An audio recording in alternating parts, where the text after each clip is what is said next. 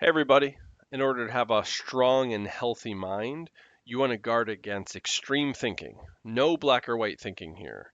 Today's example is guarding between being too skeptical and too open-minded. These are the far ends of the spectrum on today's topic. I'll start with being too skeptical. This is near to my heart because this is what I was for the longest time.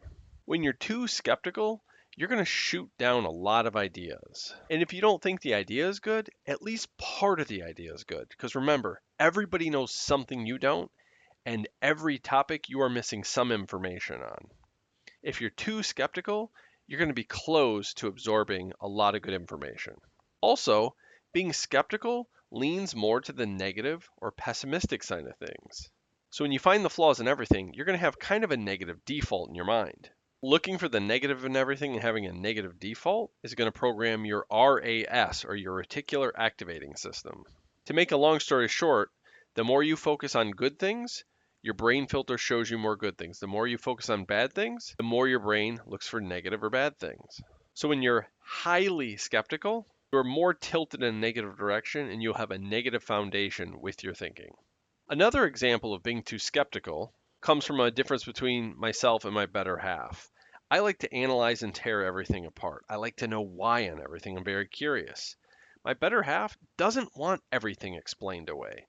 She wants some magic to exist in what's happening. Picking everything apart, being skeptical and too analytical, and sometimes just take the fun out of things.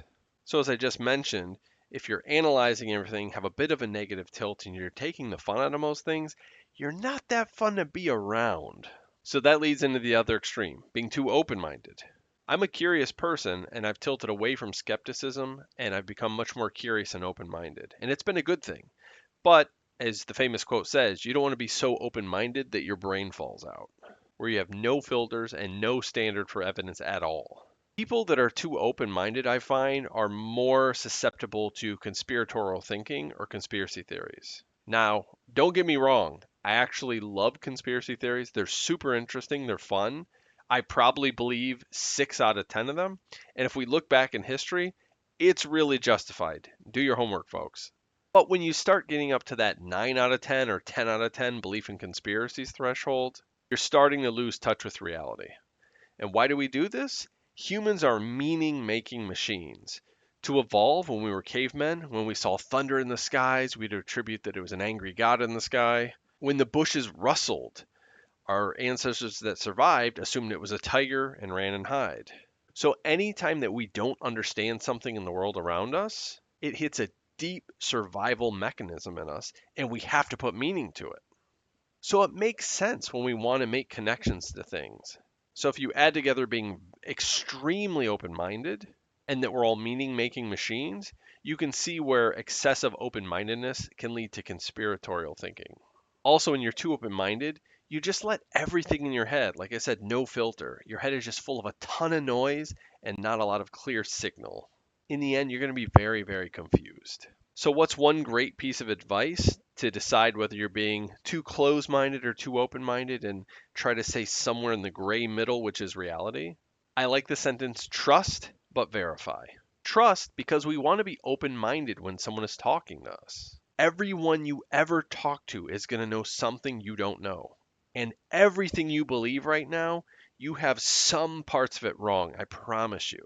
So if you start a conversation, trusting what someone's saying. Say, I'm going to listen with a complete open mind. But in the end, we're always going to verify. So trust, have an open mind, but that's not the end of it. We're going to attach our spinal cords to our brain. We're going to use our brain, and then we're going to go verify it.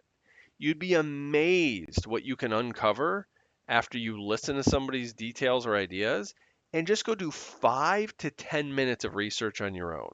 Most people don't, they just look at the headlines. And if somebody interests you about something, just take that 5 to 10 minutes to research, and you'd be surprised that you can filter out about 80% of the BS that comes your way with that little of effort. I listen to a ton of podcasts, a huge variety, and one of them I listened to had Alex Hormezi on it, the serial entrepreneur. And he said a quote that really struck me deeply. He said, "Do you want to be right or do you want to win?" And I always wanted to be right. I would tear things apart. I would argue with people. I had to win the argument. and you were negative. You pushed people away and you didn't absorb new information where parts of it might be helpful. I was right some of the time, but it came at a cost. And I don't think I was winning very much in my life. And I wanted to win in life. And you know what that requires? That requires a little bit more optimism. And that requires you to be a little bit more open minded. So you can work with others, take in additional information, have a better, more robust worldview. Like I said, that quote struck me deeply, so I thought I'd share that for you to think on. So, as always, stay away from the extreme, boys and girls. Don't be extremely skeptical. Don't be extremely open minded. Try to waver in the middle somewhere. Trust but verify. And I wish you all the best. Take care, everybody.